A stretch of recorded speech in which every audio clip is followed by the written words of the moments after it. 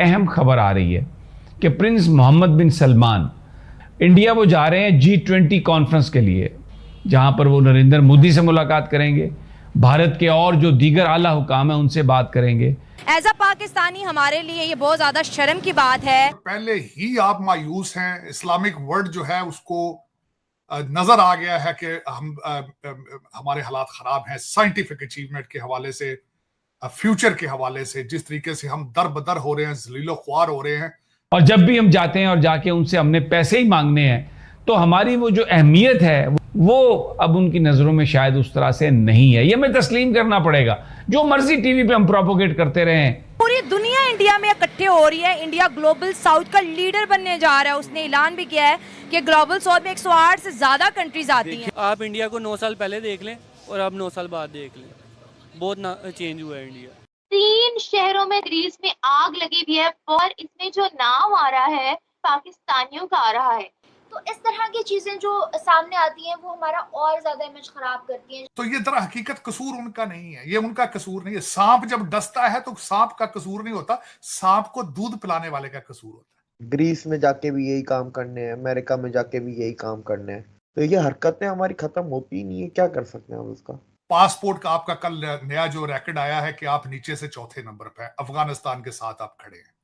उस पासपोर्ट के ऊपर अब आप लेके निकलेंगे एयरपोर्ट पे तो लोग आपको थप्पड़ मारेंगे आगे से, वो आपको एंट्री नहीं देंगे, थप्पड़ मारेंगे।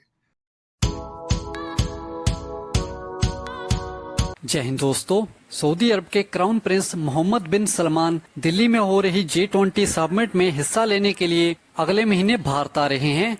यह समिट 9 और 10 सितंबर को होगी। वह 11 सितंबर से भारत की राजकीय यात्रा पर भी रहेंगे। इस दौरान उनकी मुलाकात पीएम मोदी से होगी और दोनों देशों के बीच कनेक्टिविटी बढ़ाने, एनर्जी, डिफेंस, व्यापार और निवेश के मुद्दों के साथ ही क्षेत्रीय और वैश्विक मुद्दों पर भी चर्चा होगी। जब भारत के विदेश मंत्री एस जयशंकर सऊदी अरब के दौरे पर थे तब उन्होंने क्राउन प्रिंस के साथ मुलाकात की और उन्हें भारत आने का न्योता दिया था। वहीं सऊदी अरब के क्राउन प्रिंस मोहम्मद बिन सलमान के भारत दौरे से पाकिस्तानी मीडिया सदमे में है। इसी पर आज की पाक मीडिया की पर चर्चा, आइए सुनते हैं। अहम खबर आ रही है कि प्रिंस मोहम्मद बिन सलमान इंडिया वो जा रहे हैं G20 कॉन्फ्रेंस के लिए, जहां पर वो नरेंद्र मोदी से मुलाकात करेंगे, भारत के और जो दीगर आला हुकाम है उनसे बात करेंगे। भारत के साथ जो बहुत बड़ी एक इन्वेस्टमेंट उनकी चल रही है प्रिंस मोहम्मद बिन सलमान की, उसके हवाले से बातचीत होगी और वो सब मामलात को वो देखेंगे। तो पाकिस्तान की सऊदी अरब ने हमेशा मदद की है, लेकिन एक बड़ा सवाल ये है कि जब हम हर वक्त यूं हाथ कशकोल हाथ में लिए उनके सामने खड़े हैं और जब भी हम जाते हैं और जाके उनसे हमने पैसे ही मांगने हैं तो हमारी वो जो अहमियत है, वो जो अफादियत है, एक जो इम्पोर्टेंस होती है, वो अब उनकी नज़रों में शायद उस तरह से नहीं है। ये हमें तस्लीम करना पड़ेगा।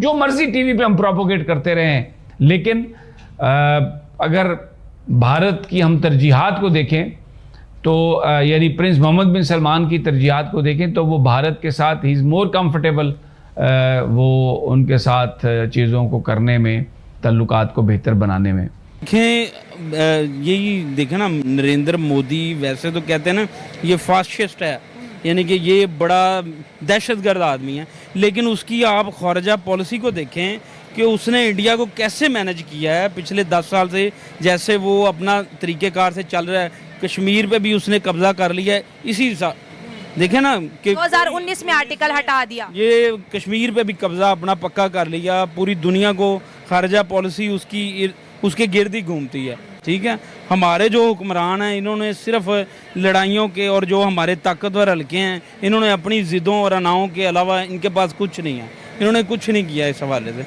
बड़ी शर्मिंदगी की बात है, दिल बर्दाश्त होने वाली बात है कि जो हमारे मुल्क में क्या नहीं है, यानी कि अल्लाह पाक ने हर तरह का फजल हम पे किया है, लेकिन जो हमारे ये जो अरबाब इख्तियार है ना, बस अल्लाह पाक उन्हें हिदायत दे, बस यही कह सकते हैं। पूरी दुनिया इंडिया में इकट्ठे हो रही है। इंडिया ग्लोबल साउथ का लीडर बनने जा रहा है। उसने ऐलान भी किया है कि ग्लोबल साउथ में 108 से ज्यादा कंट्रीज आती हैं। देखिए ना, उनके जो फॉरेन रिजर्व हैं, हाँ जी, वो कई 110 बिलियन डॉलर हैं। ठीक है, और हम 3-4 अरब के लिए डॉलर के लिए हमने IMF की हेड को कैसे अप्रोच किया, हमारा वज़ीर आज़म कैसे तरले करता रहा है, ठीक है। हम बल्कि वो उन्होंने अपनी तकरीरों में कहा कि चाइना ने और श्रीलंका ने बड़ा हमें सपोर्ट किया इस मामले में कि IMF को कहा है कि हमें ये पैसे जारी करें, यानी कि हमारा जो सिस्टम हम देखें, हम 3, 4, 5, 10 अरब डॉलर में फंसे हुए हैं और इंडिया जो है वो कई 100 अरब डॉलर यानी कि उसके खजानों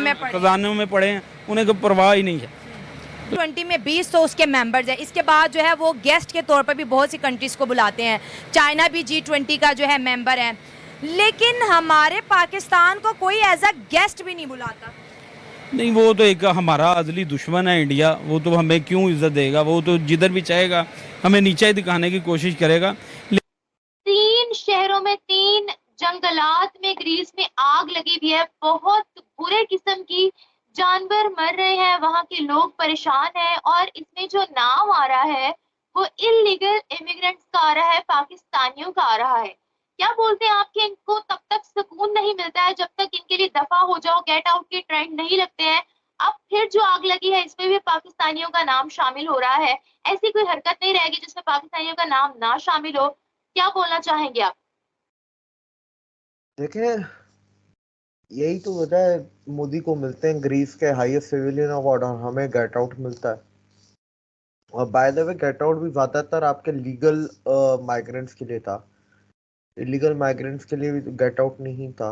और जो ये आग लगाई गई है वाइल्ड फायर को, तो 70 लोगों का नाम आ रहा है कि कोई 70 लोगों ने मिलके लगाई है उस। तो हमारे पाकिस्तानियों ने ग्रीस में बड़े झंडे गाड़े हैं। लास्ट मंथ एक पॉलिश लड़की का किडनैप किया, उसको मर्डर किया, रेप किया। तो 3 पाकिस्तानी थे, वो तीन पाकिस्तानी थे, एक बांग्लादेशी, 4 जनों ने मिलके किया था। तो हम लोग तो इस चीज में एक्सपर्ट है ना दुनिया में, जहां पर भी जहां उल्टे नाम के झंडे तो गाड़ने ही गाड़ने में। बिल्कुल ऐसा ही है। इससे पहले जो प्राइम मिनिस्टर मोदी विजिट के लिए गए थे तो ये पाकिस्तानियों ने वहां पर एहतजाज करना चाहा था, कश्मीर के झंडे उठाकर ये निकल गए थे बाहर, फिर ग्रीस की पुलिस ने इनके खिलाफ एक्शन लिया। तो क्या समझते हैं आप कि ये एक्सट्रीमिज्म पर जो पाकिस्तानी उतरे हुए हैं, वैसे ही ग्रीस में एथेंस जो जगह है वहां पर पाकिस्तानियों के ऑलरेडी बड़े झंडे गड़े हुए हैं, वो लोग बड़ा अच्छा समझते हैं पाकिस्तानियों को। क्या बोलते हैं कि ये लोग जो एक्सट्रीमिज्म हमें नजर आ रही है इनकी, इसके पीछे की वजह क्या लगती है आपको? पता नहीं, कि एसोसिएशन थी, फ्रेंड्स ऑफ कश्मीर एसोसिएशन ऐसा कुछ था। तो उनको अब एहतजाज करना था मोदी के खिलाफ, वो भी ग्रीस में। तो उनको मेरे ख्याल से हाउस अरेस्ट में डाल दिया था, if I am not wrong. मतलब उनको जब तक मोदी ग्रीस के अंदर थे तब तक उनको घर से भी बाहर नहीं निकलने दिया। तो आप इससे अंदाजा लगा लें, हम लोग कहते हैं ना हमारा डायस्पोरा आगे क्यों नहीं है, इस वजह से नहीं है। हमारे डायस्पोरा की प्रायोरिटीज ही अलग है, हमारा डायस्पोरा का फोकस ही अलग है, हमारा डायस्पोरा का ध्यान ही दूसरी तरफ है। ग्रीस में जाके भी यही काम करने हैं, अमेरिका में जाके भी यही काम करने हैं। अमेरिका में भी ये होता, मोदी जब अमेरिका गए थे उस वक्त भी पाकिस्तान के 3 ऑर्गेनाइजेशंस थी, तो उनको बोल दिया था बेटा व्हाइट हाउस के आसपास भी नहीं भटकना। वॉशिंगटन DC के दूसरे कोने में जाके वो प्रोटेस्ट कर रहे थे, जहाँ पर उनको कोई देखने वाला भी नहीं था। तो ये हरकतें हमारी खत्म होती ही नहीं है, क्या कर सकते हैं हम उसका।